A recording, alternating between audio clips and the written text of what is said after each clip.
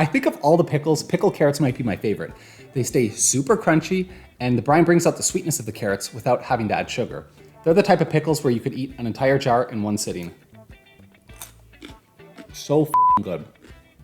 These pickles are pretty easy to make. All you need is carrots. And the brine's super easy, vinegar, water, and salt. If you have dill and garlic, it'll make them a lot better, but if you don't, it'll still work. So get your carrots prepped, peel them up, cut the ends off. Then what I like to do is cut them into thirds or quarters. And then I cut those in half, and then those halves into sticks. Now get your jars and lids cleaned up. This recipe does about 7 quart jars, but you can scale it to however much you need.